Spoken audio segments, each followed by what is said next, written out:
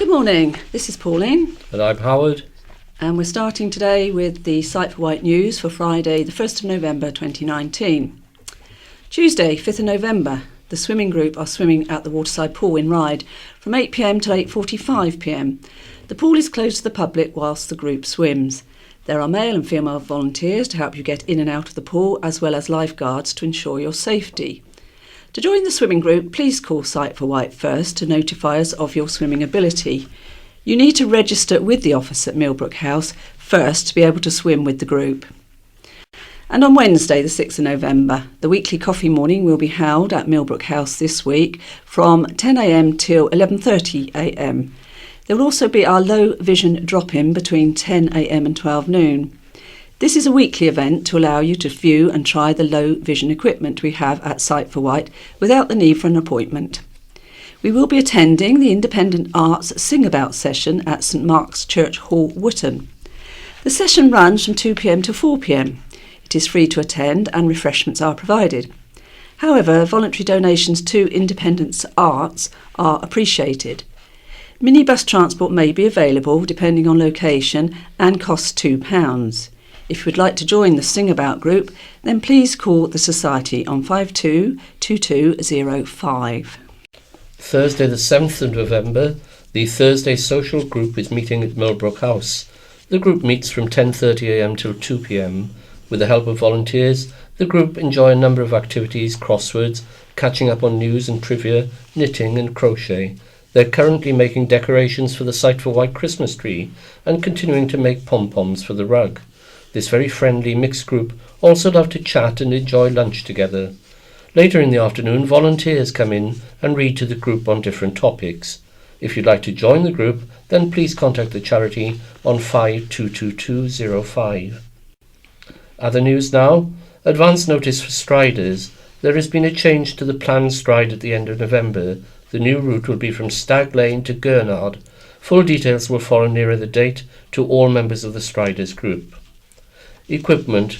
We've been approached by members who'd like to find new homes for the following pre-loved items: large older computer, large monitor with built-in speakers, Table Plus keyboard, Windows XP, also has Supernova which will need updating, Adler tipper, portable typewriter with braille scale, good ribbon, ordinary key Stensbury, interlined for writing braille.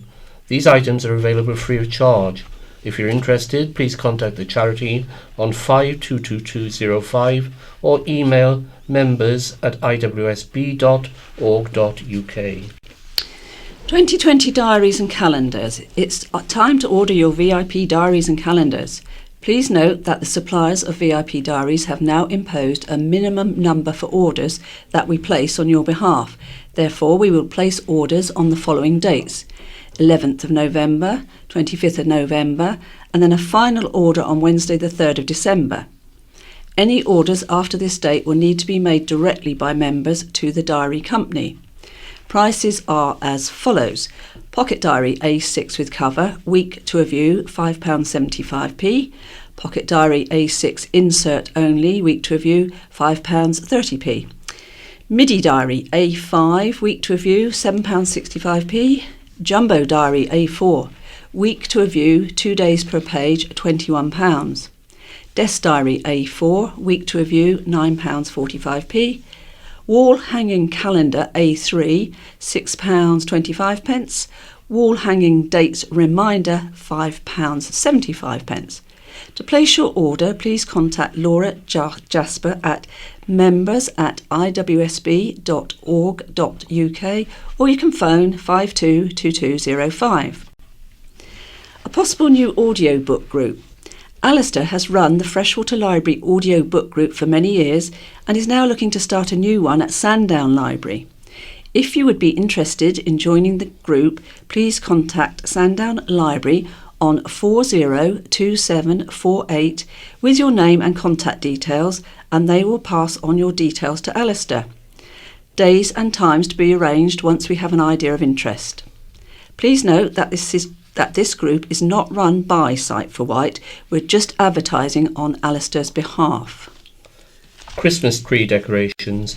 If any member would like to make a Christmas tree decoration for our tree to be displayed at Bryston Christmas Tree Festival in December, preferably in blue and gold colours, but not essential, then please either drop them off at Millbrook House or send in by the end of November.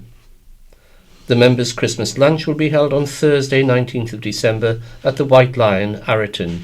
A 2-course meal will cost £19.95. Places must be booked and paid for in advance. To register your interest and request a menu, please contact Laura on 522205 or email members@iwsb.org.uk. Minibus transport may be available depending on location. There'll be a trip to Medina Theatre on Saturday 21st of December to enjoy the pantomime Dick Whittington. Meet at 1:30 p.m. for a 2 p.m. performance. The show lasts approximately 2.5 hours. Spaces are limited for this trip, so if you'd like to book your place, please contact Laura Jasper on 522205 or email members@iwsb.org.uk.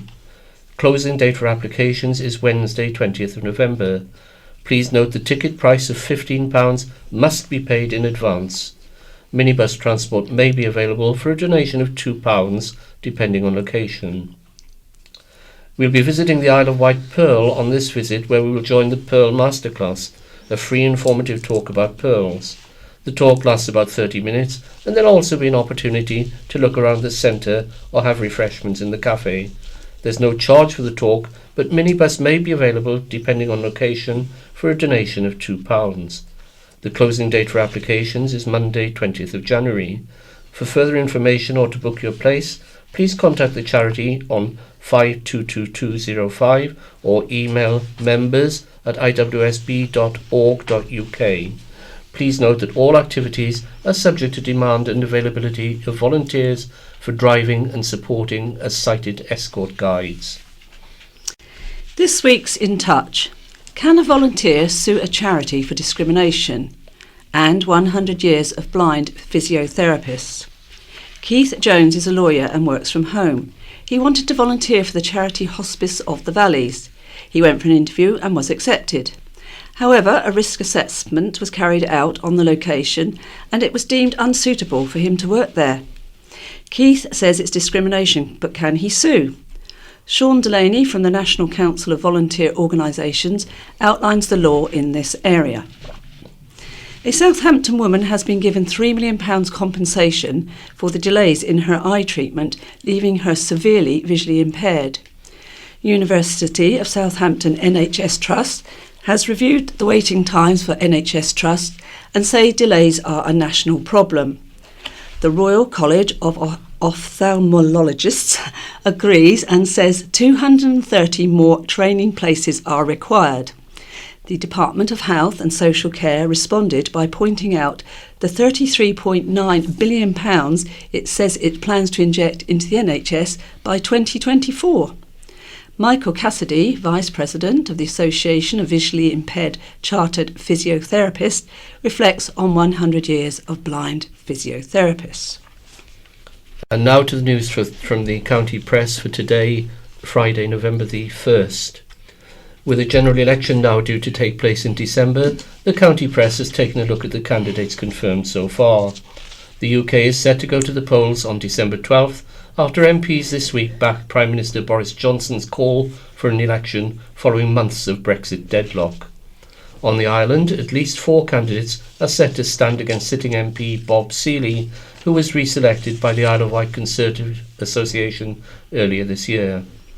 Brexit supporting Mr Seeley, who was elected in 2017, has been campaigning for an island deal to secure more government funding for the island and called for the government-imposed £10,000 homes target to be lowered. Teacher Vix Lowthian, who has campaigned against Brexit and attended climate strike protests, will once again stand for the Green Party. She lives in Newport and is also the party's national education spokesperson. Her 12,915 votes in the 2017 election, where she was placed third behind Labour, were the second highest for the Green Party nationally. Nick Stewart, a former civil servant who lives in Brixton, was selected as the Liberal Democratic candidate in September. He said, The centre ground of British politics has been abandoned by a lurch to the left by Labour and a takeover by an absurd, incompetent Conservative leadership.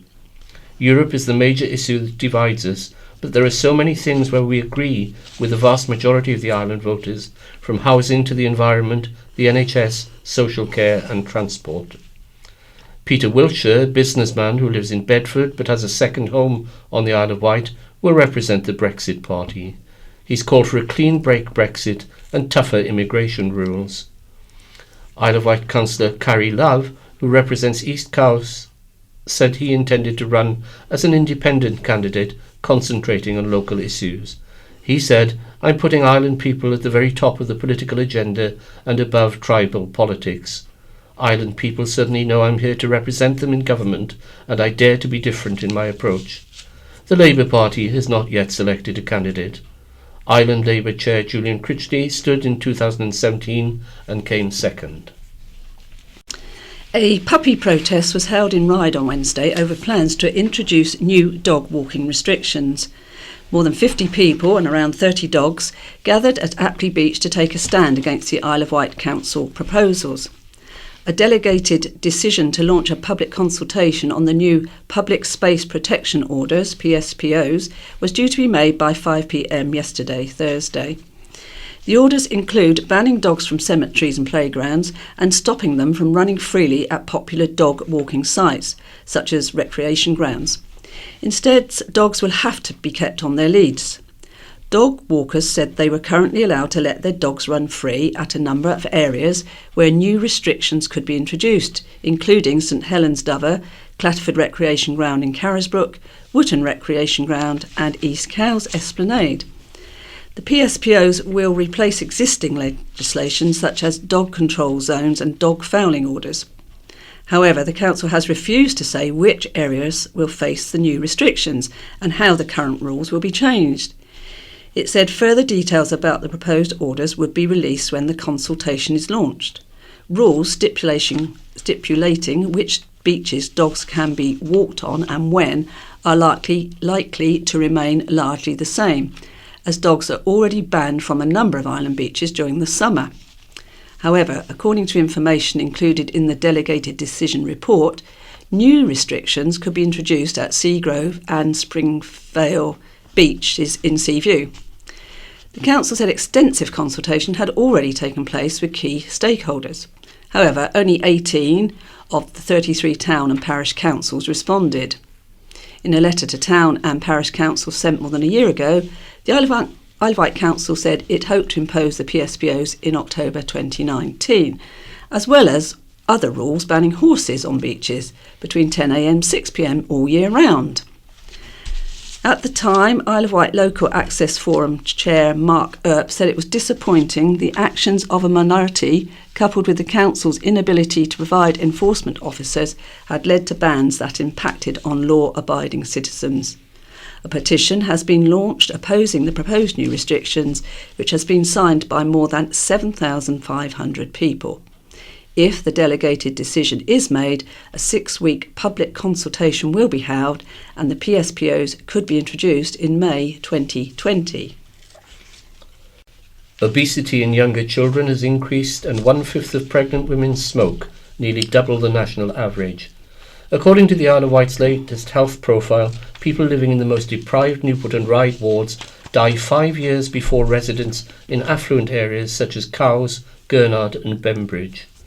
National Child Measurement Programme figures have revealed nearly 1 in 4 island reception children and 1 in 3 Year 6 children are obese or overweight. The number of obese children has risen in ages 4 to 5 compared with last year, but fallen among those aged 10 to 11. A total of 63 children are classed as severely overweight. In terms of child poverty, nearly 19% of under 16-year-olds live in low-income families. Public Health England has warned child poverty leads to poor health outcomes in adulthood and early death. Compared with the regional average, the Isle of Wight has 5.9% more children in low-income families. The latest figures also show 1 in 5 mothers, 20.7%, still smoke at the time of birth. The figure is double the national average, and the Isle of Wight is ranked the fourth worst local authority nationally. Simon Bryant, the Isle of Wight Council's Interim Director of Public Health, said, "We recognise this is a really important health issue for those on the island, for mothers and their unborn children. We know cigarette smoke contains 4,000 chemicals and can restrict the oxygen supply to the baby. We have lots to do to improve. In maternity care, pregnant women can access responsive help like the smoking cessation service." Teenage pregnancy rates on the island have dropped following a small rise in 2016, but levels are still above the national average.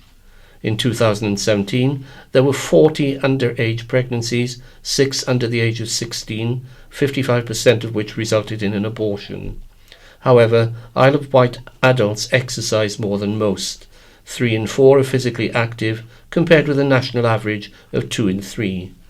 The Isle of Wight Health and Wellbeing Strategy, drawn up by the Council to help people live healthy, independent lives, runs until 2021. Farming Award for Dairy Innovator Paul.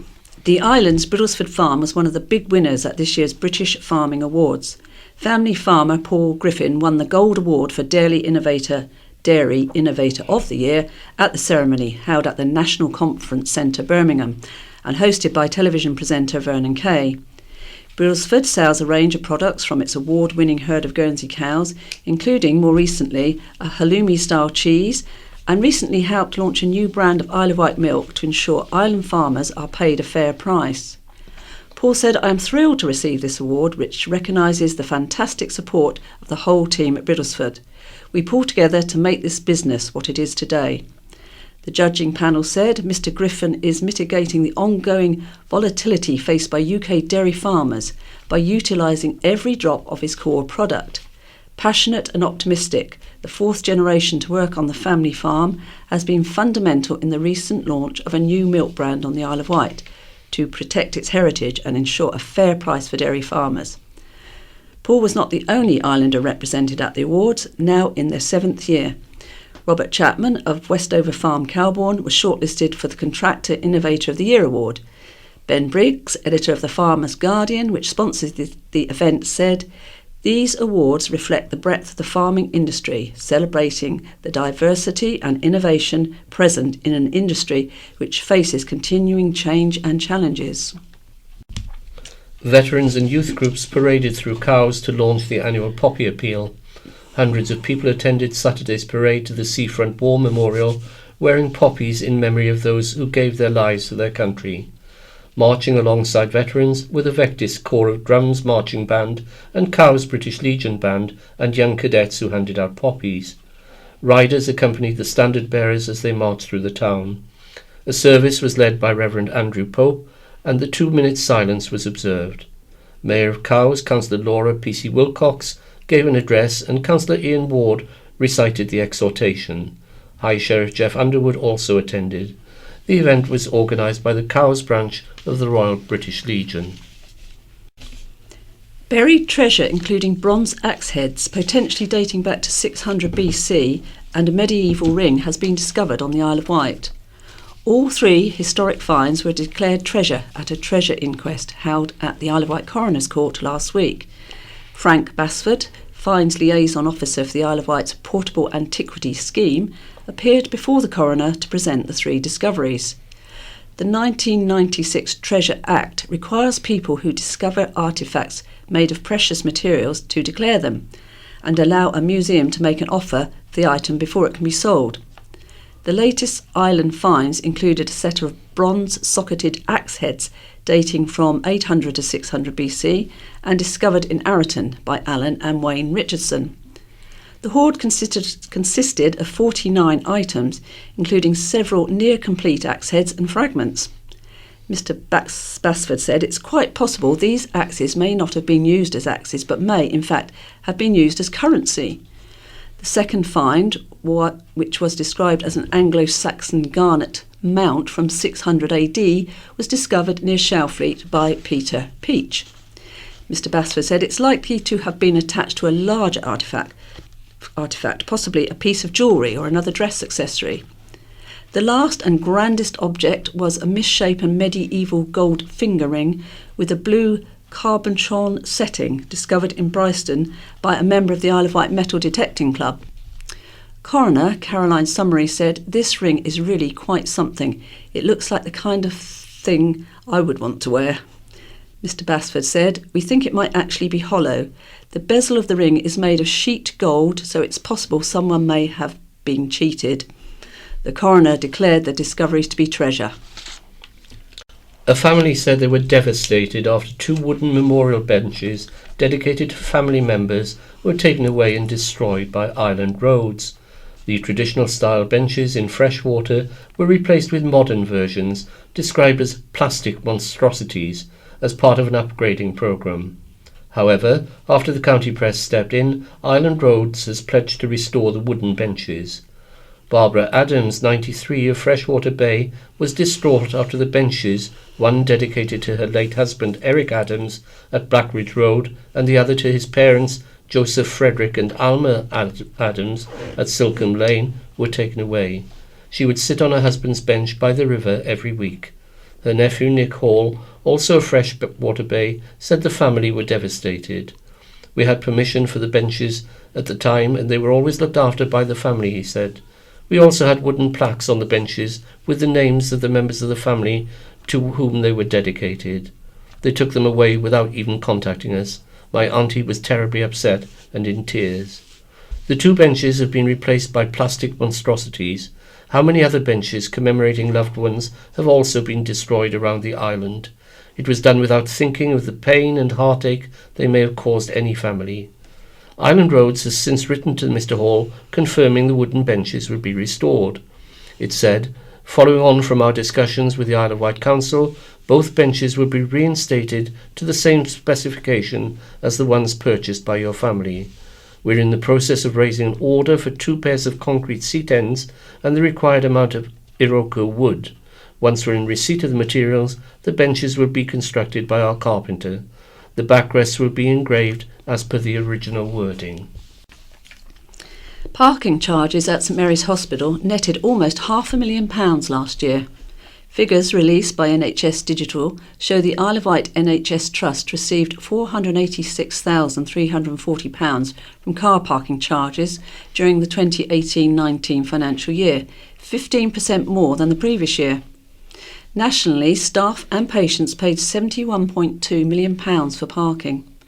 Parking charges for St Mary's Hospital patients and visitors start at £1.40 for 2 hours, rising to £6.50 for more than 6 hours. Those charges netted more than £350,000 over the year, 10% more than the previous year. Staff paid £134,000 for parking, a 34% increase on the previous year's figure of £99,460. Staff have allocated parking areas which they pay a convenience fee to use. They also pay variable parking charges depending on their salary. Those earning less than £19,999 pay £81 a year, and those earning £20,000 and above pay £95. Part-time staff pay up to 65p a day when they park for more than 4 hours. The cost of running the hospital car parking service, which was upgraded in January 2018 and continues to be managed by APCOA, was nearly £138,000. Number plate recognition is used to register vehicles as they arrive and people pay when leaving. Isle of Wight well child nurse Paula Brooke found herself sitting with Prince Harry and Meghan, the Duke and Duchess of Sussex, at an awards ceremony. The Well Child Awards in London, attended by celebrities and doctors, nurses, volunteers and families, celebrates the inspirational qualities of seriously ill children and young people and those who make a difference to their lives. Well child nurses like Paula provide essential care and practical support at home to children and their families. Paula said, "It was such an honour and an experience I will cherish forever. It was truly inspirational. The winners were chosen out of hundreds of nominations and get to meet the Duke and Duchess. I've met many wonderful and brave children and their families in my role. Children previously did spend many months in hospital, but the support I provide gives them the chance to thrive and be properly supported at home." The ceremony included a performance by Pixie Lott.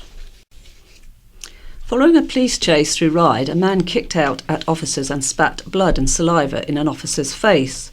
Sean Donovan, 22 of George Street, Ryde, was jailed at the Isle of Wight Crown Court after admitting 4 counts of assaulting an emergency worker and 1 count of using threatening words and behaviour.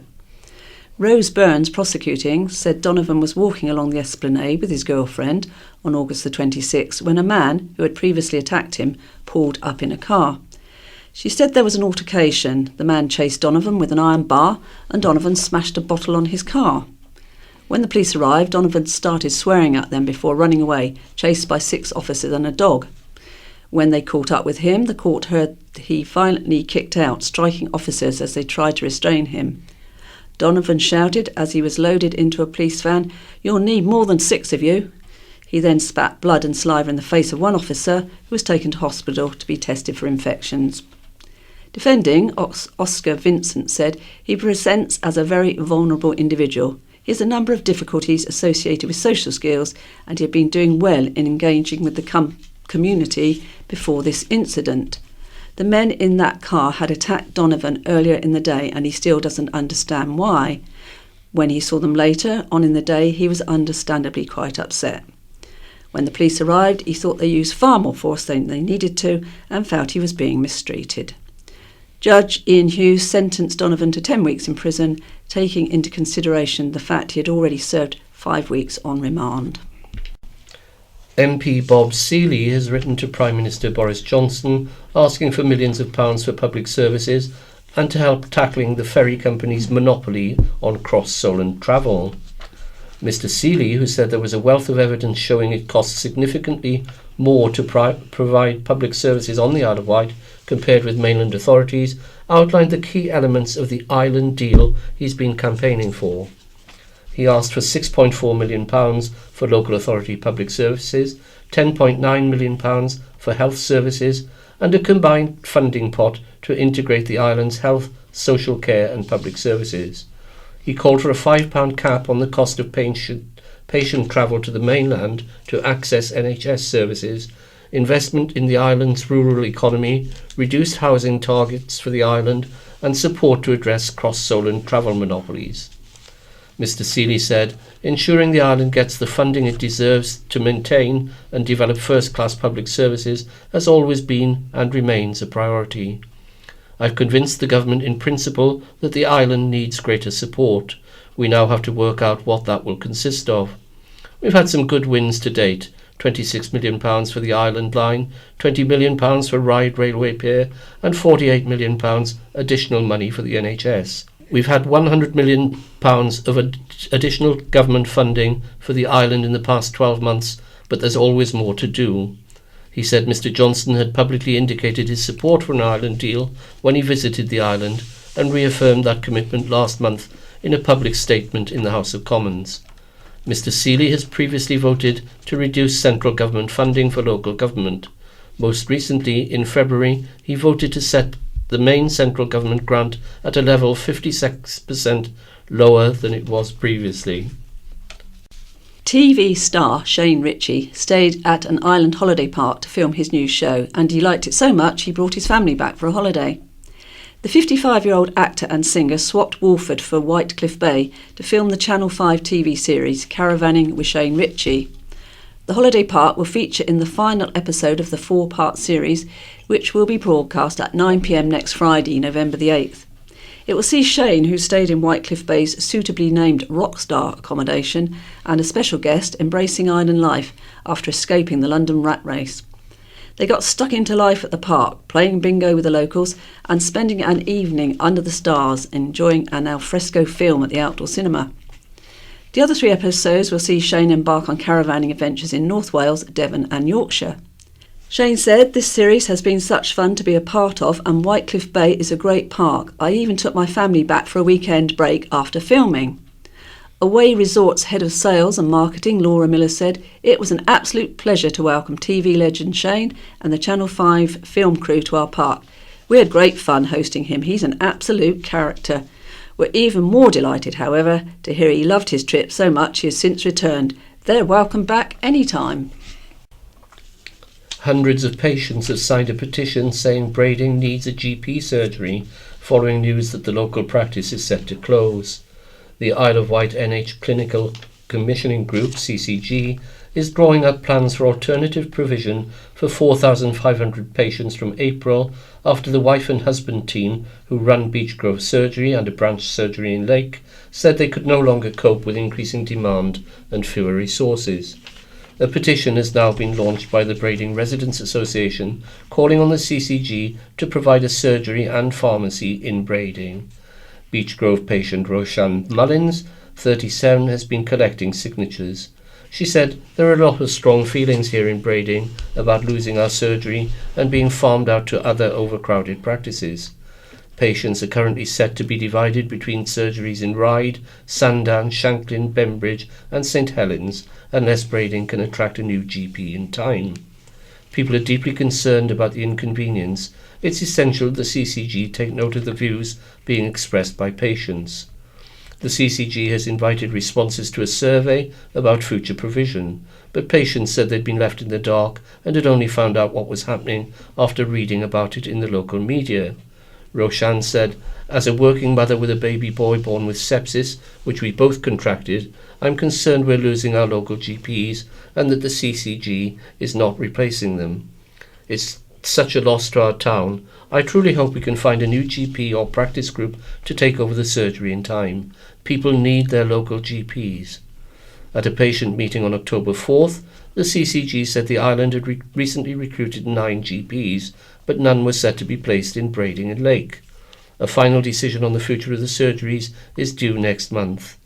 The petition can be signed in various shops in Brading or by contacting Brading Residents Association via its website at www.bragisleofwight.co.uk. Cowes Christmas Carnival has been saved after donations poured in to ensure the event could go ahead. Committee members said they were overjoyed kind-hearted islanders had rallied round to rescue the event, raising £700. Organisers previously said it would not go ahead this year due to a lack of funds. Traditionally, there are street tours through Cowes, Gurnard and Northwood, collecting children's letters to Father Christmas and making sure they all received a reply. The event also features festive floats and a chance to meet Father Christmas at Corrie's cabin. A committee spokesperson said, 2 weeks ago we felt we had lost all the work we put in for the last 18 years to make Christmas magical for the children. Thank you is not enough for how you have all helped us out. The Isle of Wight's best and worst performing secondary schools have been revealed based on this year's GCSE results. The government has published Provisional Progress 8 scores, which measure the progress made by students between Key Stage 2 and Key Stage 4 before the final figures are published in January. Only one Isle of Wight school, Cowes Enterprise College, has been ranked in line with the national average. The other 7 all fell below the national average score of minus 0.03. However, Carisbrooke and Medina colleges improved their scores, helping raise the Isle of Wight's overall average from minus 0.38 in 2018 to minus 0.34. Cowes was at the top of the island table, even though its rating fell by 0.06 compared with last year's. Nationally, 38% of schools were ranked as average schools. Principal Rachel Kitley said, "These strong results showcase the positive difference we're continuing to make for the young people we serve and are a demonstration of our success in maintaining these high standards." At the bottom of the table, Carisbrooke College was ranked well below average with a score of minus 0.6. Head teacher Matthew Parr Berman said, "We need to improve. I'm not hiding that fact. We've improved and, looking at next year's predictions, we will improve further." An Isle of Wight Council spokesperson said, "While the modest improvement in Progress 8 is clearly welcome, it needs to be viewed in context. Progress 8 is as much an indicator about the combination of subjects students study as it is about academic progress. Some subjects that children choose because they interest them may not be the ones the Department for Education determines as counting in this measure. Getting a good GCSE in English and Maths is paramount. It's pleasing to see the proportion of students attaining a good GCSE in English and Maths has improved from 54% to 58%. Congratulations to the students who worked so hard to achieve good grades." Isle of Wight crime rates have fallen overall, but stalking and harassment offences have increased dramatically. Figures published by the Office for National Statistics reveal recorded crime rates dropped by 5% between July 2018 and June 2019. There were 9,838 recorded crimes, down from 10,369 the previous year. Theft offences fell by 32%, including a 19% drop in burglaries, 20% drop in vehicle thefts, and 16% drop in shoplifting. However, offences of stalking and harassment increased from 628 to 826, a rise of 32%. There was an 18% increase in possession of weapons offences. The number of sexual offences dropped slightly from 462 to 452. The figures show the Isle of Wight has a crime rate of 70 crimes per 1,000 people. Police Superintendent Sarah Jackson said, "The Isle of Wight is a safe place to live, work and visit, and the reduction in reported crime supports this." The Community Safety Partnership Strategic Assessment, due to be published shortly, reflects the work across agencies. We will continue to prioritise tackling any emerging trends in crime, particularly those that have the most impact on people's lives. Crime has continued to fall this year, according to separate figures released by the Home Office Science Unit.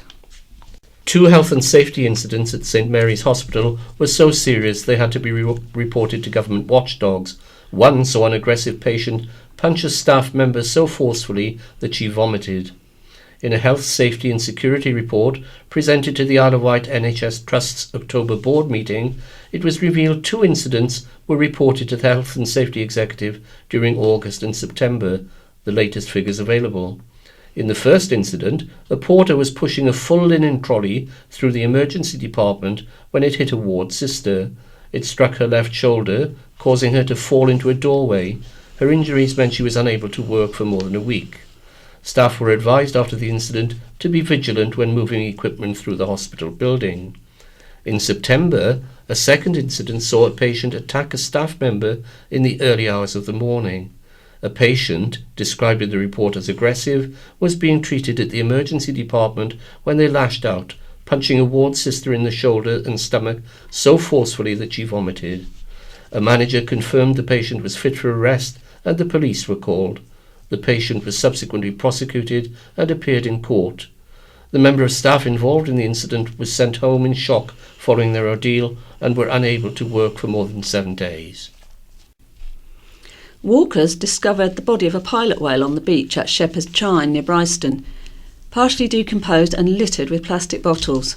Kim Brown, who runs the Isle of Wight Nature Group on Facebook, sought out the whale and reported it to marine authorities after other members posted photos on the page. A stranding or a breaching is when sea creatures mistakenly find themselves stuck on land, usually resulting in death. Kim said, "I've found several porpoises and a dolphin in the same locality in recent years, but seeing the pilot whale saddened me greatly. The sheer size of her and her resting spot being littered with plastic really brought it home how we are polluting the oceans. Plastic super trawlers dredging the area, ropes and nets washed up nearby her, it all combined to give me a sense of unease of the direction humanity is heading in. Without a post-mortem, we do not know what caused her demise, but it is unusual to find a pilot whale on the shoreline here." A drink driver who crashed at the racecourse roundabout has appeared in court, where he was banned from the roads for 20 months. Samuel Corney, 24, of Ashy Road Ryde, admitted 1 count of drink driving when he appeared before Island magistrates on Tuesday, October 15th. The court heard he crashed his car on September 30th after approaching the roundabout near Whippingham at speed, which caused him to mount the roundabout and become stuck. Prosecutor Vivian Ducey said at 12:40 a.m. police were alerted to reports of a single vehicle collision at Fairley Road. When they arrived at the scene, they saw a man who had driven his car onto the roundabout and was unable to move it. He admitted to police he'd been unable to stop as he'd been going too fast as he approached the junction. To his credit, he could not have been more cooperative with the police. Corney's defence, Liz Miller, said the car was a write-off as a result of the crash. He said he'd been at the pub for a couple of pints and had lost track. As a result of this incident, his girlfriend will kindly have to drive him to and from work. He's truly sorry for what he's done and fully accepts he will need to be punished. Magistrates disqualified Corney from driving for 20 months. He was also ordered to pay a fine of £450, court costs of £85 and a £41 surcharge. A friend of Brailsford car crash survivor Becky Wall has raised vital funds towards her recovery by walking round the coast of the Isle of Wight barefoot. Matt Hanna from Ventnor completed the epic 67-mile coastal path trek over 4 days. Road crash survivor Becky was left fighting for her life after being airlifted from a crash at Brailsford Road, Wootton, in June. She suffered serious injuries and was in a coma. She recently left the island to begin the next stage of her recovery at a specialist neurological rehabilitation centre. Matt, who smashed his £1,000 target, said, "I'd like to thank everyone who has contributed to the cause and those who helped to keep me going at the more difficult times. I have known Becky for a long time, so this was something I was determined to finish, despite my feet not always agreeing." The National Poo Museum team has renovated a derelict facility and it turned it into an arguably Britain's most interesting public toilet. A large crowd gathered for the opening ceremony at Sandown Battery. Poo Museum Director Nicola Winsland said, "We've put in a vintage Victorian WC, deciding not to install a solid gold loo, although we were offered a second-hand one. This is one of a couple of ideas that has long been a floater. Although number 1 never came to fruition, we're delighted number 2 now has splashed down rather than being dumped. We were happy for anyone to plop along to see and try out our talking superloo." Nicola's husband and project curator Steve Winsland thanked the Isle of Wight Council for its support, Southern Water for a £1,000 grant, and everyone who contributed to the crowdfunding campaign. He said, "It shows what some imagination and a bit of collaboration can achieve." The Isle of Wight's legendary dragon tree has come third in the Woodland Trust Tree of the Year competition. In addition to the glory of being named one of the country's favourite trees, the Trust has also awarded a £500 care grant for projects to benefit the tree's health, signage or a community celebration. Overall winner was the Allerton Oak in Liverpool, followed by the Colchester Castle Sycamore. The Trust's Adam Cormack said the dragon tree is a very special tree and people of the Isle of Wight, and indeed anyone else that voted for the tree, can rightfully be proud they've helped to put one of the nation's best trees on the map. The mighty Bryston Oak has a limb that forms a bridge over the Buddle Brook, which was used to power the nearby village mill before it was closed in the 1960s. Legend has it the tree was once a dragon that terrorised locals until a knight recently returned from the Crusades, fought the beast and turned it to wood. And that concludes the first part of your talking newspaper for today. Goodbye, best wishes from Howard. And goodbye from Pauline. Hello, this is Lynn. Hello, this is Paul. I'm going to start with letters. We've got a letter here, Redundant Rebellion, from Rob Young, Swanmore. Last week we enjoyed a short and enjoyable break in the Seaview Hotel. Having a drink in their pump room, I noticed the group having intense discussion.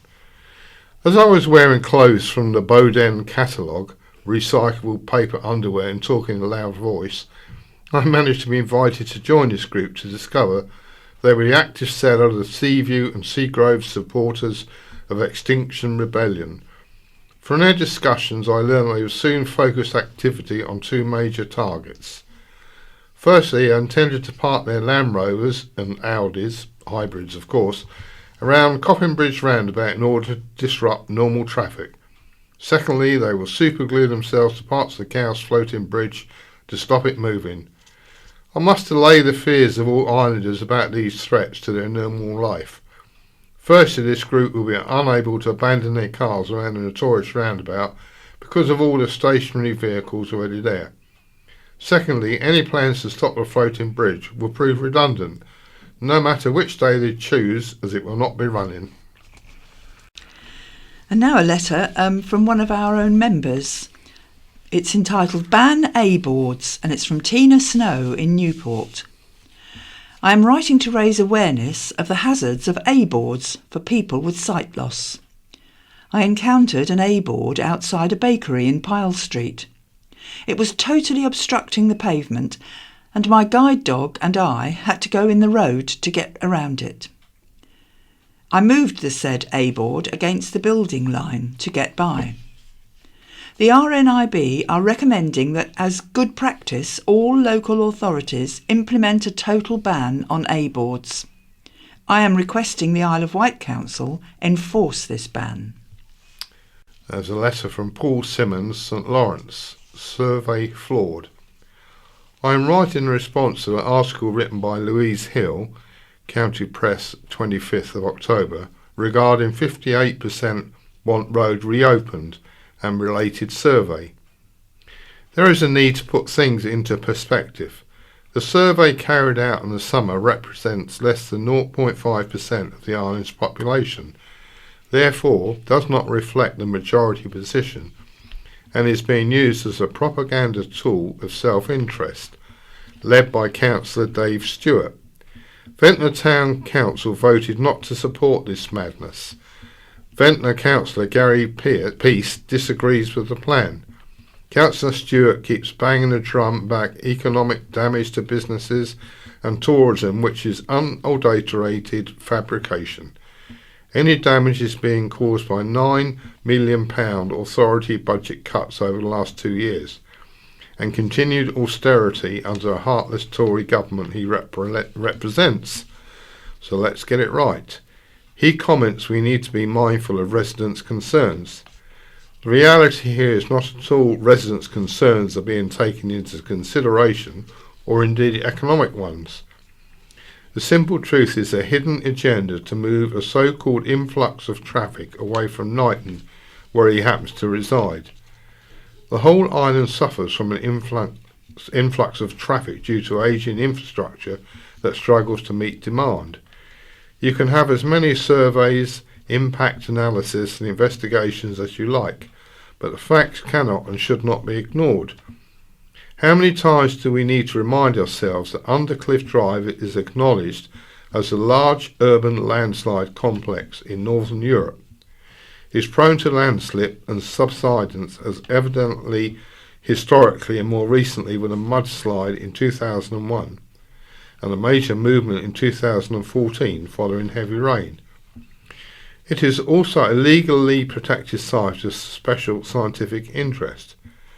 We cannot continue to ignore that future landslips are inevitable. The risks are too high. Any investment in reinstating the road will represent misappropriation of funds as well as councillors, led by Dave Stewart, reneging on their responsibilities to island residents. And now we have a letter from Annie Marks in Wootton called Barking Up the Wrong Trees. The Isle of Wight Council is excelling itself now. On October the 31st, it is shutting the 3 drop-in centres for people living with depression and other mental health problems because, according to Councillor Mosdell, they can go and join groups instead. Oh, absolutely. Get those weighed down with depression to knit socks for soldiers. What a caring way to deal with the problem. Now councillors have a bit of spare money because they don't have to be responsible for people with mental health issues any longer. They propose to ban people with dogs from more beaches, cemeteries, and restrict their use of public parks, and at the same time put a stop to alcohol abuse. So we shall continue in our holiday literature to proudly pronounce that we are a dog-friendly island. Only don't bring your dogs because you can't take them anywhere. For those of us who live here, who quietly walk our dogs at St Helens Old Golf Course or Wootton Recreation Ground, and don't break windows, cause riots, or in any other way threaten the safety of others, one supposes the Caring Council is hoping en masse we shall have our dogs destroyed and ultimately knit socks for soldiers because of the pain that causes. Skin in the game from A. Blackburn in Cowes. How kind of SCL and Mr. Wake to carry out an assessment on behalf of town retailers and public on the effects its retail park will have on the town and the island in general. No self-interest there then, and the planning committee went with it. Surely the council should have carried out an independent assessment. I think this should have been a full council decision instead of just 50% of the planning committee. Council killing town centres, from Lisa Mackenzie, Ryde. Sadly, I feel compelled to write to you most days moaning about something on the Isle of Wight. But this time my urge overtook me, and here I am. My partner and I like to support local theatres, music, shops and events in the attempt to keep this island's towns, culture and communities alive. But every time we go out, we are faced with dog mess, littered streets and lanes, corporate commercialism and ever-changing, inflating parking fees, which leads me to my current rant. On Sunday afternoon we went to jazz at the Apollo to enjoy some island musicians, but after reading several parking signs in several locations several times, we finally realised you cannot park anywhere near the theatre for the duration of the performance, 3 till 5:30 p.m. The pay and display, even on Sundays, is for 2 hours max. This means all those going to the theatre need to leave 30 minutes before the end to rush out and top up the parking. This is crazy and killing the theatres and towns. We ended up parking further away and paying an extortionate £4.50 each for only 4 hours, meaning we needed to rush back to the vehicles after the show, meaning we were unable to relax and enjoy a meal as planned, which would also have supported a local restaurant. The greedy Isle of Wight Council is once again killing the island, and apart from never-ending road repairs, I cannot see where the money is being invested back into the communities or towns. It is probably being squirreled away, ready for the councillors' pay rises, while they wait for the millions to roll in from yet another unwanted monster of a retail park to be developed, once again ignoring the residents' and retailers' requests. I always find it strange how someone has managed to put the words retail and park together. A park is something we can enjoy and will benefit our health and well-being. But another shopping monster is not something we need or want. And there's a letter, lead by example, from George Clark at Shanklin. Reading about the increasing costs of Isle of Wight councillors, it seems that those who preach austerity do not practice it when it comes to their own income. We read about mental health centres having to close because of austerity, the escalating losses of a dysfunctional floating bridge, over innumerable other cuts to services. On the other hand, the only budget that seems to be rising is the one councillors spend on themselves, almost £500,000 annually. It seems there is one rule for them and another for us. Instead of councillors living by the power of example, what we get is an example of their power, to exempt themselves from cuts to their purses. And now a letter from Mike Stark from Chale Green. Who profits? Since Isle of Wight Council remains coy about financial details of the Highways PFI, County Press 25th of the 10th, 2019, here are some documented facts gleaned by myself and my co-critic of the project, my late friend John Wortham. It appears extraordinary that councillors such as leader Councillor Dave Stewart and PFI cabinet member Councillor Ian Ward, both prominent members of the Tory administration that saddled us with the PFI in 2013, should re-employ then director J. Jayasundara to cut costs in the contract he designed on wages totalling some £540,000. Now with a further £730,000 pro rata per annum. Mr. Jayasundara's latest cuts fail to address interest payments to investment banks who part finance the scheme he masterminded. Remember, the mantra from councillors Stewart, Ward et al. To sell the PFI to us was that it was simply a gift of government cash. Not so, according to David Gibby, Director of Island Roads PFI project, who told a meeting of the Isle of Wight Institution of Civil Engineers on November the 28th, 2013, that the core investment period investment of some £19 million a year comprised 70% grant and 30% loans from those banks.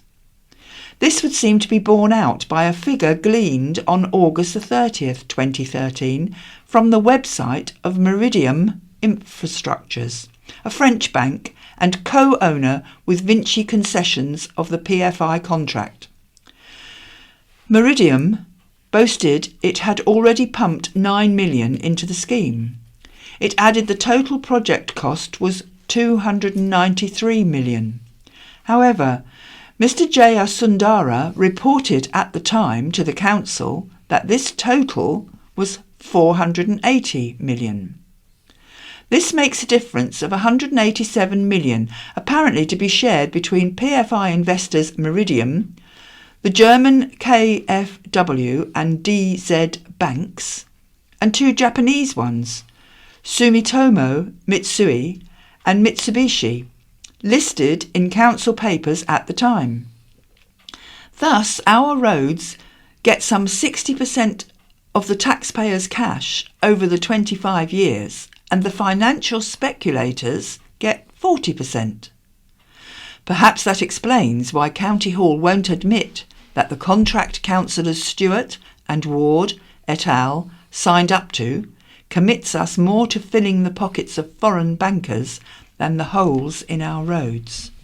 We now move on to Wight Memories, and this is an article by Peter Boxall.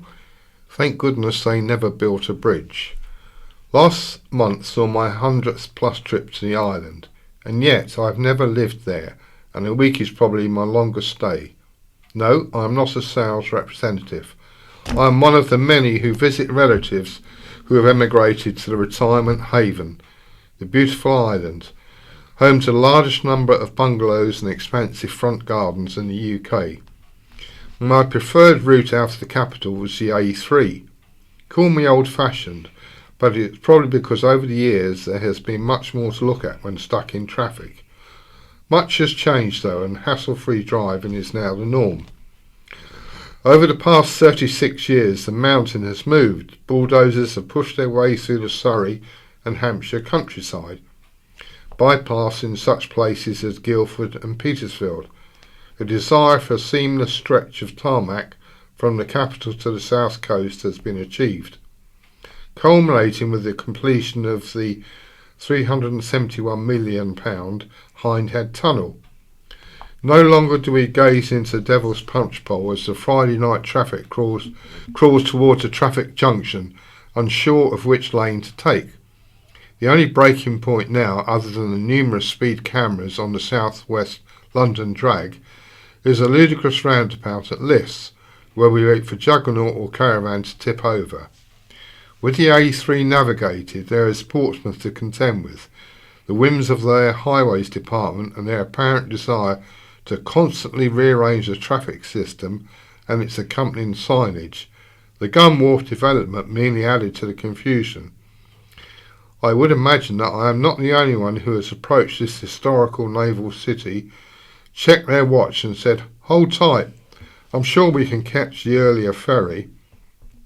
Knuckles whiten in anticipation of circumventing what always seems to be a never-ending series of roundabouts. My first ever visit to the island was in September 1979, driving my late grandmother's Mini Clubman, mother in the passenger seat and Sandy, the family cat, sedated on the rear seat. We caught the single-deck ferry from the Broad Street slipway, and our sailing to the old Fishbourne slipway was straightforward. A far cry from the early ferries to the Isle of Wight, the first of which was recorded in 1420. It is reported that in the late 1700s, twice daily, trips began from the Quebec Tavern in Portsmouth to the Bugle in Ryde. However, Ryde's pier was not completed until 1814. A slightly uncomfortable conclusion to the journey ensued, whether on horseback or by way of piggyback. In 1979 there were no such inconveniences. We drove into Ryde and met up with the rest of the family for a night at Yelf's in Union Street. The next morning, with the removal trucks transported to the island overnight, my parents, together with my younger brother and grandmother, embarked on new life on the island of Ryde. Over the years, the short trip across the Solent has seen many changes. Portsmouth's Broad Street slipway was closed, and the much larger Gunwharf Road terminal came into play in 1982. The ferries have grown in size, necessitating a new slipway at Fishbourne. In 1983, the double-deck ferry was introduced. This brought with it those memorable words when the ramp is being cranked up: "Stay in your cars, please." The potential for 142 cars and 1,000 passengers provided an entirely different travelling dynamic. When a number of large trucks fill the decks, a leisurely stroll is all that is needed to reach the cafe.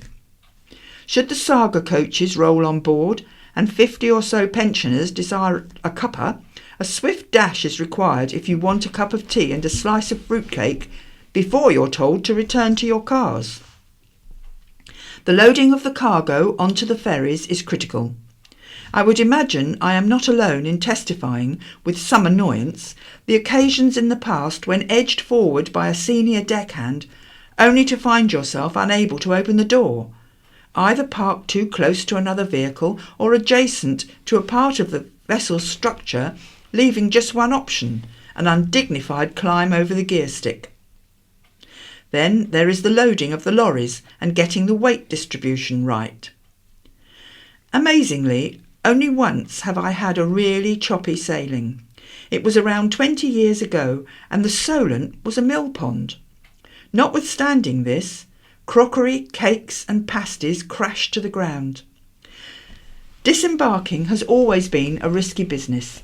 The embarrassing breakdown, a nervous driver unable to negotiate the ramps, or having to reverse off when the hydraulics on the ramp have failed.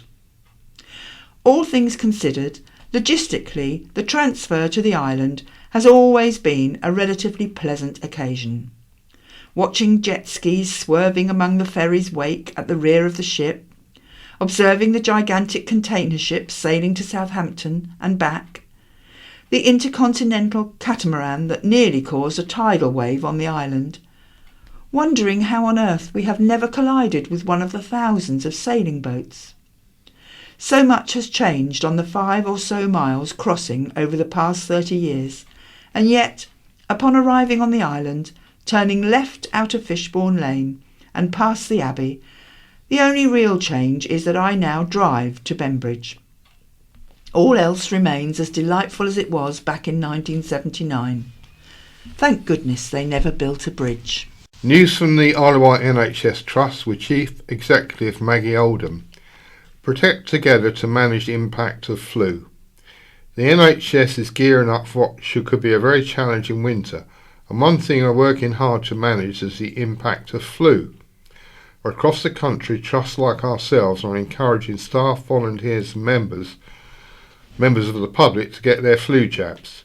On the island we have teamed up with Isle of Wight NSH Clinical Commissioning Group and Isle of Wight Council to increase vaccination rates across the island.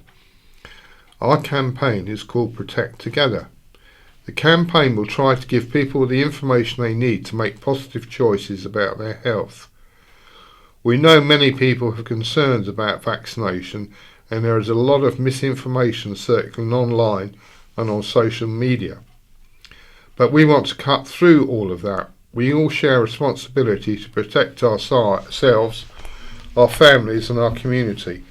Whether you are a parent or a grandchild talking to an older relative or a healthcare professional, we share responsibility to ourselves and to one another. Getting yourself vaccinated will protect you from flu, and it reduces the spread of the virus, protecting our community. We've made a brilliant start to the campaign. In a little over a week, more than 1,000 NHS staff have had their vaccinations. But there's a long way to go and we need your help. I'm really pleased to join my colleagues on the Trust Board in getting our vaccinations before the last meeting. Each year we see the impact flu can have on our patients and our clinical teams, so we feel it is vitally important that we take part in the campaign too. I would ask you all to play your part and consider getting the flu vaccine, especially if you are a risk group. If you have questions, then please visit the NHS website to get the information you need to be part of our campaign to help us protect together. Right, Matt Chatfield, have a gander at these honking winter visitors. And there is a photograph of some Brent geese on a muddy sort of estuary in the Solent. The other day I was hurrying up Ryde Pier towards the ferry. My usual dash for the ticket office came to a halt as I stopped halfway between the wet and the dry end to celebrate the return to the Solent of the Brent geese. As geese can live for 30 years or more, I like to think I'm welcoming back old friends whose annual long migration flight south from Siberia is testament to their continued affection for the Isle of Wight. The Brent geese are little, chubby geese, not that much bigger than ordinary ducks.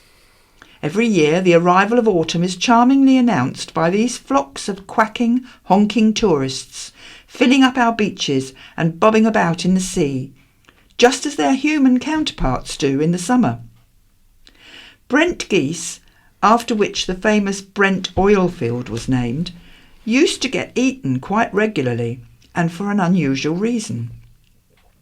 In medieval times, they had a particular importance for devout Catholics, because Brent and barnacle geese, at the time thought to be the same species, have the curious myth attached to them that they come from actual barnacles and don't hatch from goose eggs at all.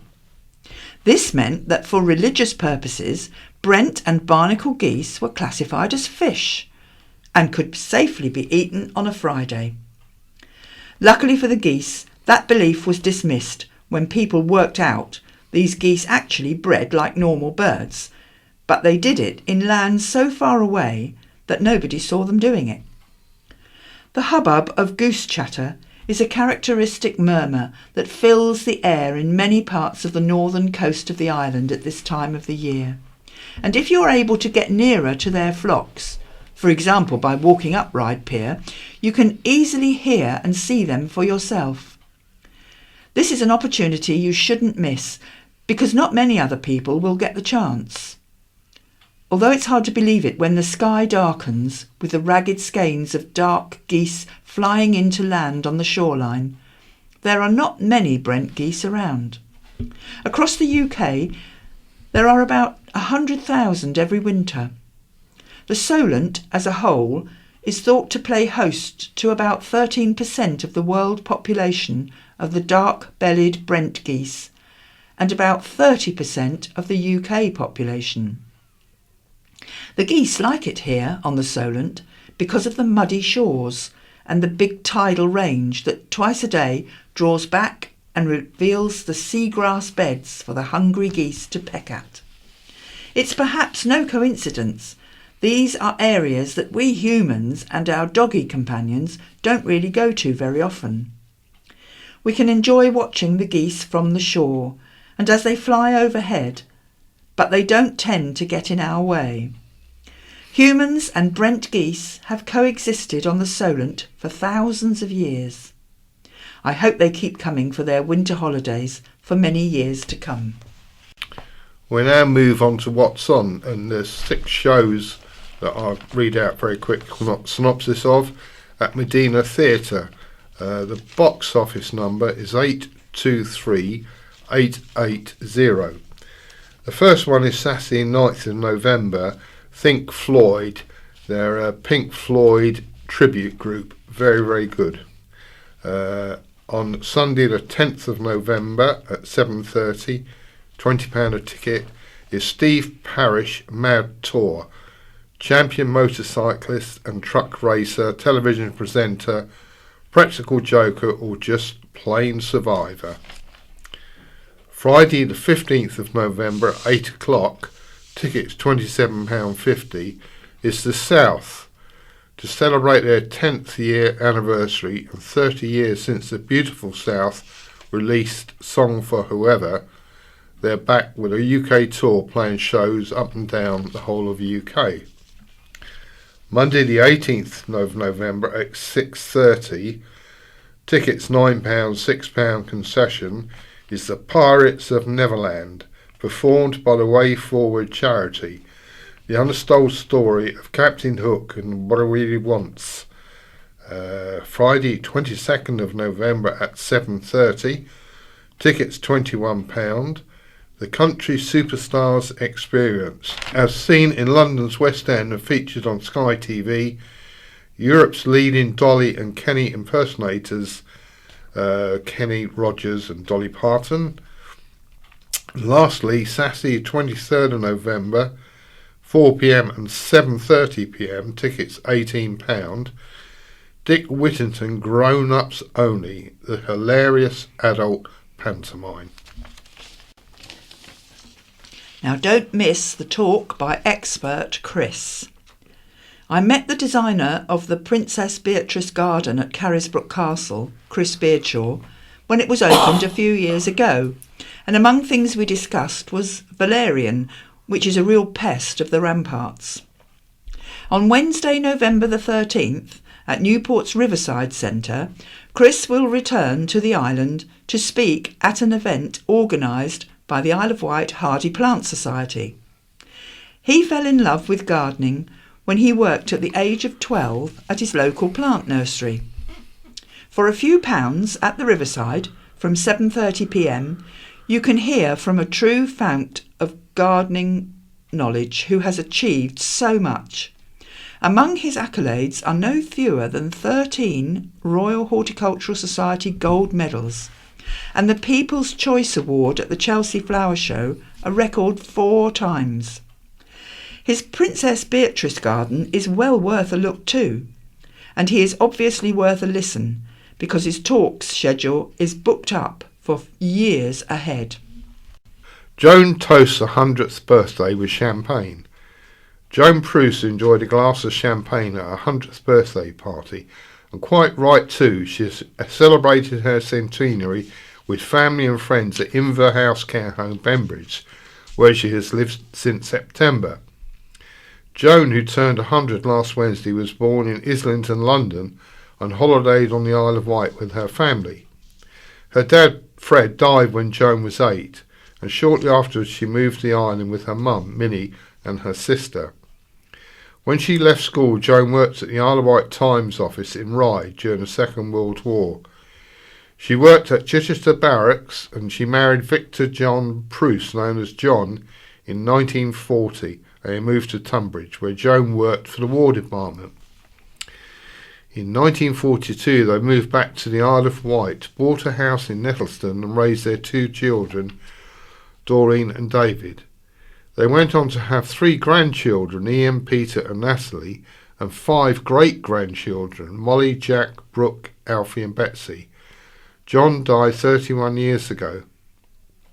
Joan is now partially sighted, but used to enjoy sewing, reading and gardening. She still enjoys chatting with the other Inver House residents and watching television. Joan said, "I wish to thank everybody concerned with my 100th birthday. Especially Doreen, I had a great day." A Fright Fest at Parkrun. A spooktacular Halloween event saw park runners swap their sports gear for creepy costumes. More than 250 people took part in the annual Medina Halloween Park Run on Saturday, taking to the fields at Sea Close, Newport, dressed as skeletons and horror film characters. The runners meet every weekend for a 5k run along the river. Organiser John Hepworth said, "We have a park run every Saturday, but a few times a year we host a special event and Halloween is one of them. We had a lot of costumes. One of the race marshals dressed up as an inflatable dinosaur. We also have a knit and natter group who attend and yarn bomb our events, so the trees along the path had been decorated by them. The whole point of these events is that they are inclusive. We just want to encourage people to give it a go." 10 down, 2 marathons to go by John Marino. After going through a couple of months recuperating from injury, Isle of Wight Roadrunners athlete Glenn Jones is back on track to complete his Marathon a Month charity challenge. The club's chairman, running in aid of the NSPCC, successfully took on his 10th marathon of the calendar year as part of the Running Grand Prix held at Bedford Aerodrome on Sunday. Last year, Glenn set himself the biggest physical challenge of his life, to complete a marathon a month for a year, in aid of national children's charity, the NSPCC. Glenn aims to raise £2,200 for the charity, a cause close to his heart. Not only did he reach it, Glenn smashed it, with a total, including gift aid, stood at £3,077.65p. An injured man without a pass barred from the train. A man with 2 broken ankles was barred from catching the train down Ryde Pier because he didn't have a travel pass for his mobility scooter. Robert Ball had travelled by train from Hertfordshire and caught the fast cat. He had arranged to meet his family at Ryde Esplanade and had to take his scooter down the pier in pouring rain. His father, Peter Ball, said, "My son travelled from Hertfordshire to visit us. He travelled on his mobility scooter as he has 2 broken ankles and a broken foot after an accident. He tried to board the train at Ryde Pierhead but was turned away because he didn't have a mobility pass. He had to ride in the torrential rain to meet us. He was absolutely soaked. I imagine you would have a pass if you were disabled. But what if you were temporarily out of action? There was no common sense applied. What if a disabled person didn't have a permit? Would they say no to them too? I can't believe they treat disabled people this way. The platform was hardly busy. I just think nowadays to not be set up for disabled access is shocking." A spokesperson for South Western Railway apologised and said the incident would be investigated further. While passengers with mobility scooters can apply for a scooter card before using our services, we would expect guards to use their discretion if passengers are unaware of the scheme, said the spokesperson. We offer passengers with accessibility requirements a range of services to ensure safe and easy travel. There's 2 very short articles here. Cash found. Have you lost an envelope containing a large amount of cash? Police have issued an appeal after the envelope was dropped at the Co-op in Anglesey Street, Ryde, at around 2 o'clock last Friday. The owner can call the police on 101, quoting reference 441 903 86428, and Anorexia Support. A support group has been set up to help people with eating disorders. The first Kate's Trust meeting will be held next Tuesday, November the 12th, from 6:30 to 7:30 at Asper, Dover Street, Ryde, and weekly thereafter. For more information, contact kaesttrust@gmail.com. Playtime at St Mary's. Young St Mary's Hospital patients enjoyed crafts, face painting and a magic show during National Play in Hospital Week. The Isle of Wight NHS Trust organised a range of activities during the special week. Spider-Man, Pudsey Bear, a magician and face painter attended the children's ward tea party to celebrate their recently refurbished playroom and commemorate 40 years of dedication from play contributor Martha Gilby. Affectionately known as Grandma Gilby, Martha is much loved on the children's ward, bringing art and craft materials and toys as well as emergency clothes for patients in need. She was made the ward's honorary grandma several years ago. Play specialist Dion Davies said, "We have so much to thank her for. We can't guess how many children have benefited from her kindness and generosity." National Play and Hospital Week, organised by the National Association of Health Play Specialists, NAPHS, and supported by Starlight's Children's Foundation, was set up in 2010 to raise awareness of the positive impact of play in a hospital setting. Martha said, "When my grandson was in hospital, one of the sisters had a wish list outside her office of things they needed. I didn't need an invitation to start helping, and I've done the same here at St Mary's ever since. Seeing the little faces is when you know it's all worthwhile." Thomas Cook staff back in business at Hayes. 5 former Thomas Cook staff have returned to the Newport High Street shop where they previously worked and are now working for Hayes Travel. Georgina Di Castro, Teresa Humphrey, Nikki Broadhead, Lucy Medal and Kate Ratton decided to take up the offer to work for Hayes Travel, which took over Thomas Cook collapse. The women were made redundant but are now back booking holidays for their happy customers. Georgina said, "We are all former Thomas Cook staff who were made redundant immediately when the news was announced. It was a massive shock to hear it on the news. None of us knew it was going to happen. When Hayes Travel took over, they offered us all our jobs back, and we reopened last week in the same high street shop. Lots of customers have come in and have been really supportive and pleased to see us. At Hayes, we're using the same skills and expertise as we always have. We've just got to get used to a new company, but within the same industry. It is a job we all love. Newport now has 2 Hayes travel branches. There are also branches in Ryde and Shanklin." A victory for the NHS at a charity match. East Cowes Vicks hosted an 11-goal thriller on Sunday when NHS and fire service teams went head-to-head for charity. The Isle of Wight NHS Trust charity football team faced off against the Isle of Wight Fire Brigade, raising money for the Wight Brainy Bunch. The event raised more than £2,000 for the brain tumour charity, with more than 100 fundraising fans cheering on their respective teams. The NHS team took home the bragging rights and silverware, scoring a late spot kick to win 6-5. As well as the match, there was a children's penalty shootout, pumpkin carving competition, face painting, a raffle and refreshments provided by East Cowes Vicks. "It was a brilliant day and we're so grateful to everyone involved," said Catherine Grimes, who founded the Wight Brainy Bunch with her husband, Ryde firefighter Mark Grimes, after he was diagnosed with a brain tumour. A huge thank you to Bartlett's service station for sponsoring the event, and a special thanks to all the local businesses who donated wonderful raffle prizes.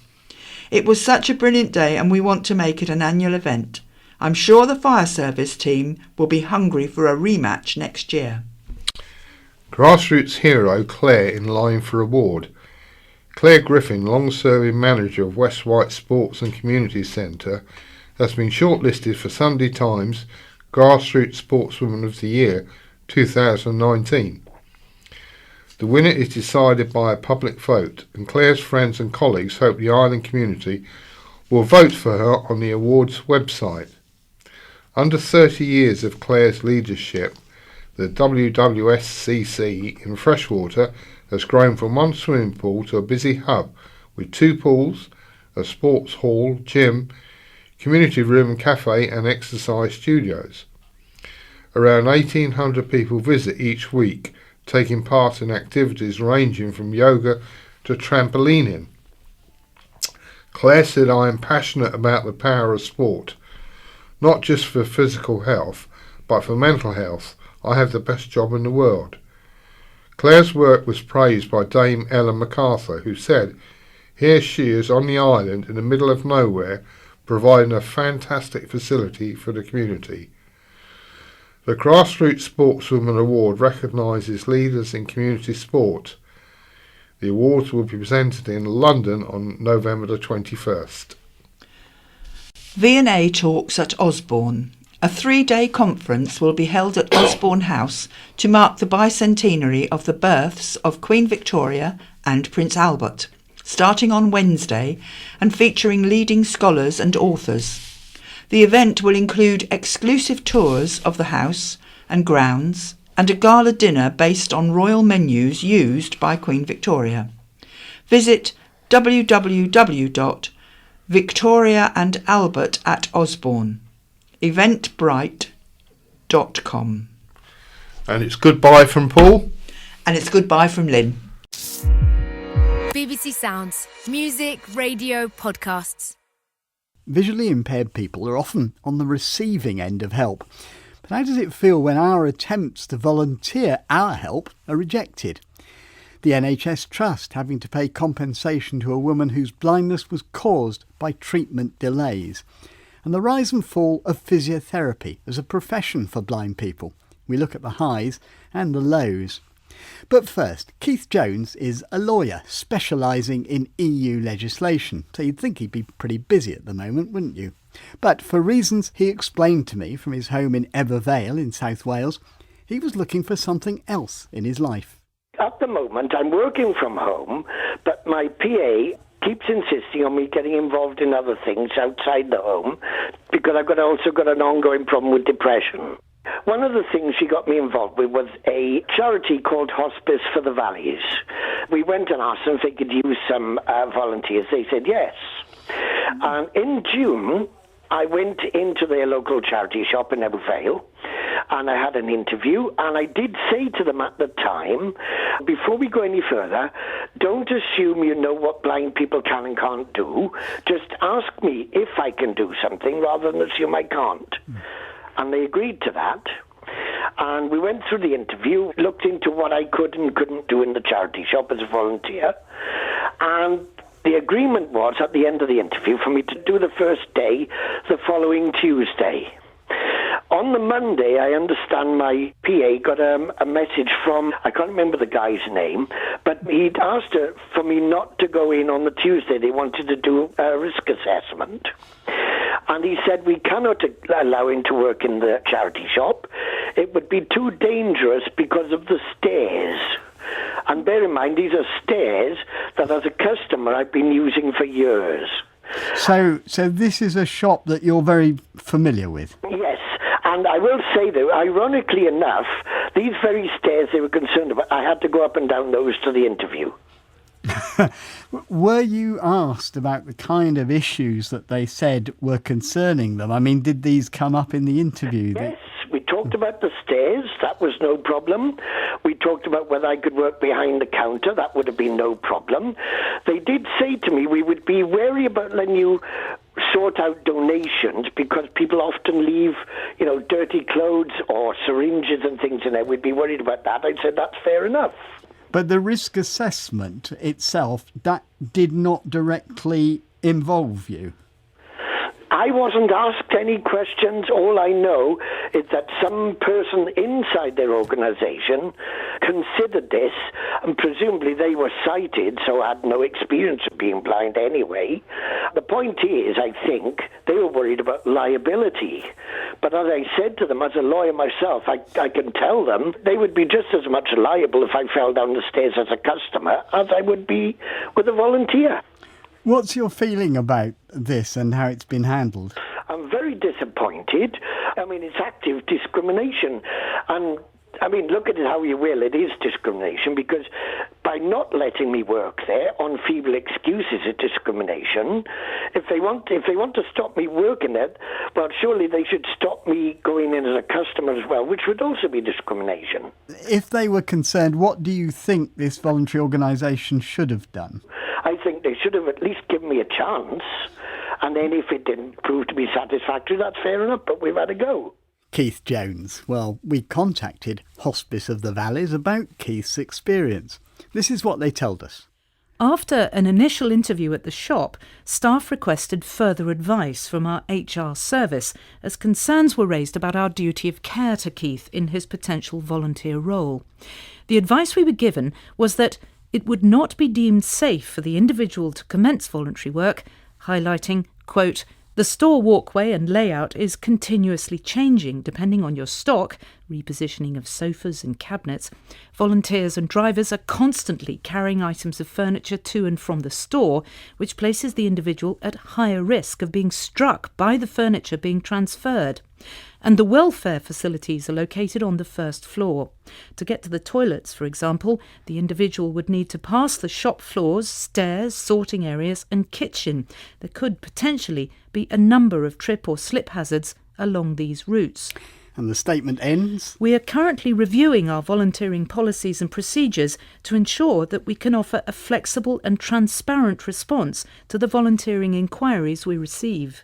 So what does this say to other visually impaired volunteers who might be thinking of offering their services? Sean Delaney of the National Council of Voluntary Organisations told me what process potential volunteers should be entitled to expect. The process normally starts off with a conversation about what the volunteer will and will not be able to do, and the kind of skills or experience that they might be able to bring the role, and any additional needs or any specific requirements that somebody might have.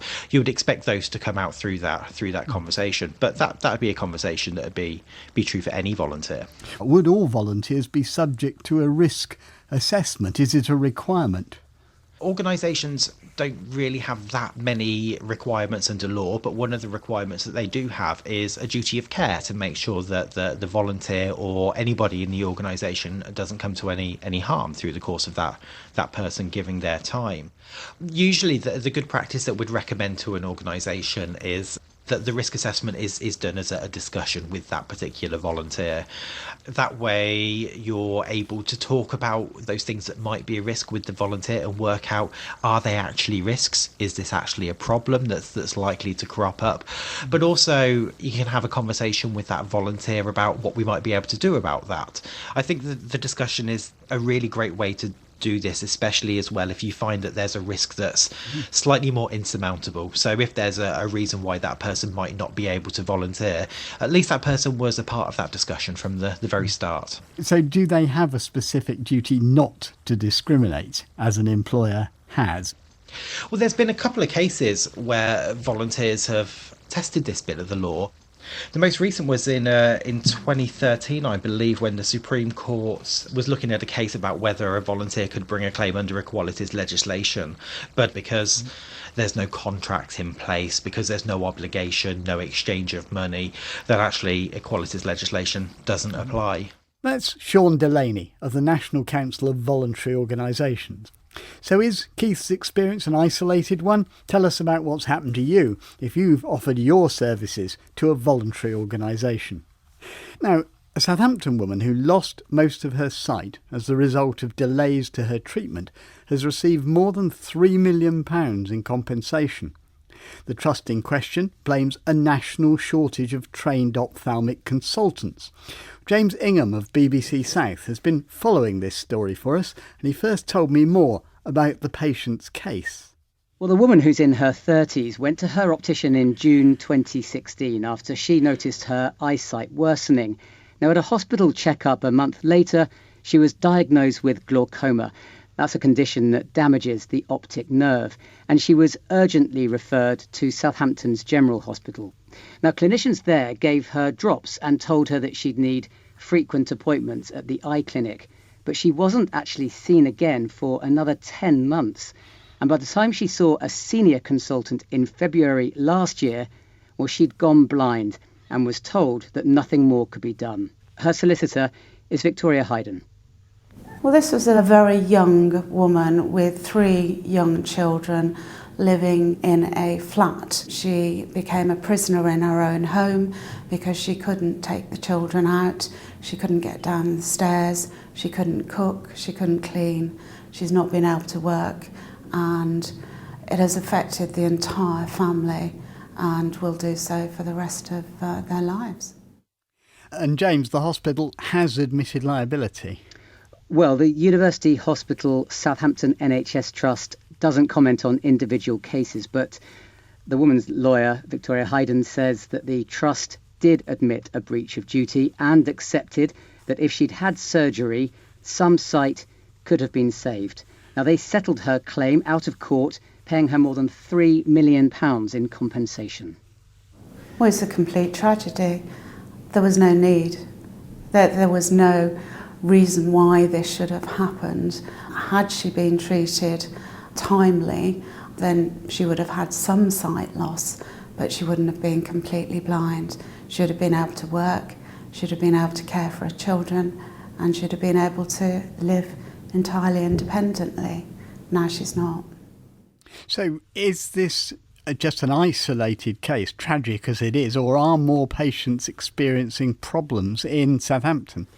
Well, Peter, this is far from isolated. The Trust found in a review last year that 16 patients either went blind or suffered sight loss as a result of appointment delays, and that's just in Southampton alone. Its review showed that 4,500 patients hadn't been seen as quickly as they should have. Now, the Trust has told me it's taken a number of steps to address the backlog in follow-up appointments, with all patients now risk assessed to ensure that those most in need are seen at the earliest opportunity. But this is not a problem just in Southampton. It is a national problem. Acute NHS trusts face growing demand for eye care, and that's mainly as a result of an ageing population. Some figures here paint that very starkly. Over the past 10 years, there's been a 40% increase in eye outpatient clinic attendances, and that's coupled with a shortage of specialist doctors and consultants. The Royal College of Ophthalmologists, which represents them, says that an extra 400 specialist doctors and consultants will be needed over the next 2 years, but at the moment there's only funding to train 90 every year. Well, the result of that is clear. The college carried out a survey of its members, which found that more than 20 patients in the UK every month may experience some loss of vision as a result of delays in their treatment. And the college told me simply that a tsunami of issues was creating a crisis in ophthalmology. Well, the patient in Hampshire, her lawyer says more needs to be done to stop others losing their sight. This problem has been identified since 2014, and we're here in 2019, and there is still a significant problem. The government needs to put more money into this area of medicine, otherwise more people are going to go blind completely unnecessarily. That report by James Ingham. Well, we drew the attention of the Department of Health to the Southampton situation and the part the Trust says a shortage of trained ophthalmic consultants has played in it. In a statement, the department told us it's unacceptable for patients to suffer harm as a result of any delays in their care. They say there are more than 400 extra ophthalmologists employed in our NHS compared to 2010, and through the NHS long-term plan, we're backing the NHS with an extra £33.9 billion a year by 23-24. Now, getting work in the health field has never been much of an option for blind people, but there is one notable exception. A double effect of the First World War, with the numbers of injured soldiers needing physiotherapists and the number of war-blinded ex-servicemen needing a new profession. At the time, a career which offered security, a decent living and a satisfying job was a real breakthrough. And for much of the last century, the numbers of blind people relieving pain and getting patients back on their feet after injuries ran into several hundreds. My visually impaired brother was one of them. Well, it's 100 years since the first organisation representing blind physiotherapists was formed, but the number of them has dropped sharply over the past 30 years or so. Last weekend, the Association of Visually Impaired Chartered Physiotherapists met to celebrate their centenary, but with perhaps more than a tinge of regret for the old days. One of its vice presidents, Mike Cassidy, has been telling me how it all began. It was, of course, the year after the end of World War I. Prior to that, it had been very much a female profession. In fact, the Chartered Society was known as, they were all masseuses rather than masseurs then. So there was suddenly a push to try to train men as physiotherapists. Many came back from the war, injured, blinded, and so as mores changed, men were allowed to touch women. So at its height, how many members were there? How many blind physiotherapists were there? near 400. What drew you to it as a profession? Well, I always had an interest in medical things anyway. And I think, as you remember, Peter, I used to ferret around in the library looking for any old Braille medical books to have a look through. I had to be drawn to it, really. There was no other option for me, so it would have been horrible if I couldn't have done it. But for many people, it was almost a go-to profession, wasn't it? Yes. And one of the reasons being that you only had to have 5 O-levels to get in the early days. It's now a fully graduate profession, 3 A-levels plus, high grades, very, very different. What was the training like back then? Well, I trained in Great Portland Street. We had small groups to be taught, so it was very much almost one-to-one, really. We were taught in those days massage, electrotherapy, exercise therapy, and also gradually, as time went on, we were taught neurological techniques for treating strokes and so on and so forth. Why has there been a decline in blind people training as physiotherapists? It became a much less tactile profession. You're expected to much more teaching, but by demonstration rather than by touch. And from your own personal point of view, were you finding it more difficult towards the end? Gradually, I think mainly because of the increasing amount of documentation we had to undertake. And despite the advent of computers, it was still difficult. There was a lot of paperwork to do. In fact, the ratio of admin time to clinical time was, in the end, I think about 60-40. So really, you can see the difference. And was there resistance to that change? I mean, that school that you told us about, the training school, did people resist that disappearing? I think they felt that if the school disappeared, it would certainly be the end of totally blind physiotherapy. And I suppose that proved to be. And of course, it was losing the close community. Once that school went, people would be scattered around the country. Certainly initially, there were those who went to the University of East London. So there was a smaller community, and there was the physiotherapy support service set up by the RNIB. But gradually, the community has been lost. So that's why our little group comes together every so often. We still have 2 courses a year for those who want to undertake either acupuncture or manipulative therapy. So what was the mood at last Saturday's get-together? Well, it was positive still. I mean, we never want to be negative in front of our younger members who have a job to do. They're working hard at it, and we don't want to see them being at all demoralised. I think there will always be some visually impaired people undertaking it. But is it the fact that you do now have to have some sight? I mean, are all your younger members, do they all have some vision? Yes, there hasn't been a totally blind person through the system for quite some years now. I could never say no totally blind person should be trained, because there may just be the odd one who says, hey, look, I can do this, and the circumstances are such that they do manage to get through. Mike Cassidy. And that's it for today. You can leave messages with your comments on 0161 836 1338. You can email in touch at bbc.co.uk, or you can go to our website bbc.co.uk/in touch, where you can also download tonight's and many other previous editions of the programme. That's it from me, Peter Wight, producer Lee Cumithat and the team. Goodbye. This is the list of known footway obstructions for works, including scaffolding, hoarding, also details of skips, cranes and cherry pickers. We're unable to include end dates as many are extended on a week-by-week basis.